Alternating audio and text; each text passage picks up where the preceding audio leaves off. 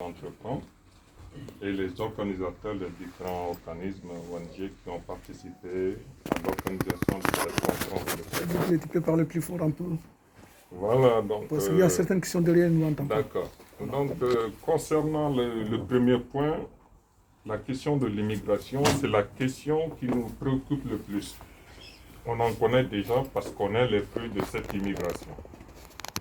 Donc une fois, parce que nous on est jumelés avec la ville de Montreuil et depuis 2012 on a mis en place un dispositif de création d'entreprises. L'objectif c'est quoi? C'est de créer des entreprises, des projets dans les zones d'immigration.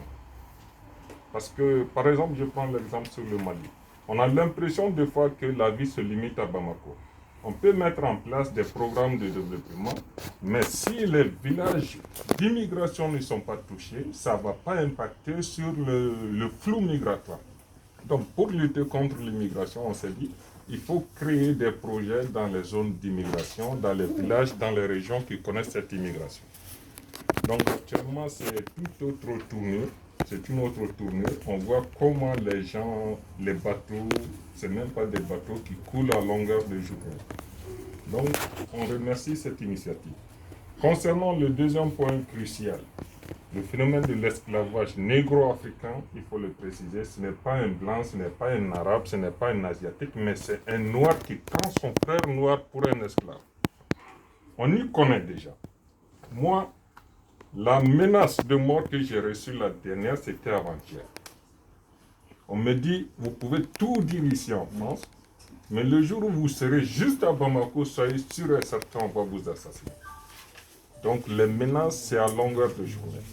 Et deuxième menace encore, je sais qu'ils n'étaient pas au courant, par exemple, qu'Anou nous dit quoi allait être là. S'ils étaient au courant, c'est sûr qu'on ne va pas terminer ce débat.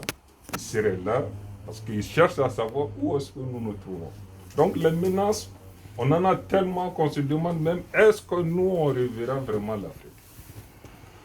Donc vous avez parlé des victimes. Effectivement, il y a des victimes.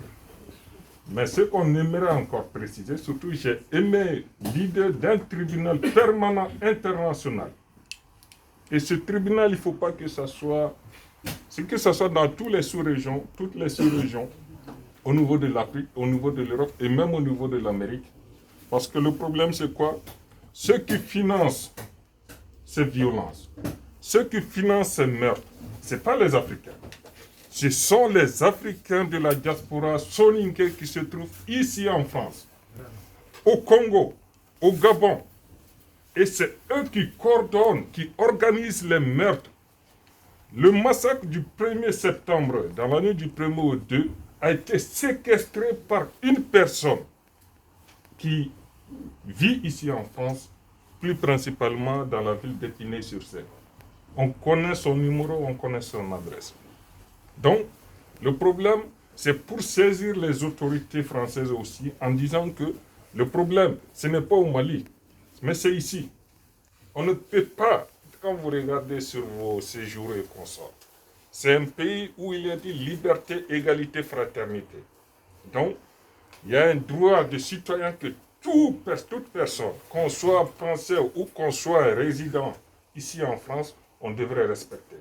Donc les Soninké sont en train de jouer avec les lois de la République. Les Soninké sont en train de jouer avec les lois de la République et ça c'est une chose qu'on ne peut pas tolérer. Donc on va saisir les autorités françaises en disant de saisir les préfectures, de saisir les commissariats, que le phénomène de l'esclavage n'est plus une histoire d'imagination, mais c'est devenu une réalité et les organisateurs de ces crimes se trouvent ici en France et dans certains pays d'Afrique. Donc, il y a exactement un avant-projet qui a été avorté au Mali. M. Diko a parlé de ça. À part la Mauritanie, il n'y a pas un seul pays au Mali, au Sénégal ou en Gambie où on peut parler d'une loi contre l'esclavage. Or qu'au Mali, nous, on a besoin d'une loi.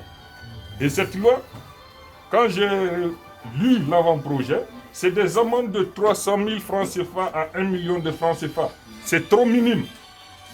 Par exemple, on prend l'exemple au niveau du Sénégal, il y a un jeune homme qui a été condamné à 10 millions pour avoir insulté, traité les gens d'esclaves. Donc ça, c'est des choses qu'on ne peut plus accepter. Il est temps que le Mali prenne une loi qui criminalise, qui pénalise et qui sanctionne toute pratique, toute diffamation à caractère esclavagiste. On vous remercie. Merci beaucoup. Comment vous appelez? Kamara Malali, Kamara Malal, vous êtes de quel pays? Mali. Mali. Ok, merci. La parole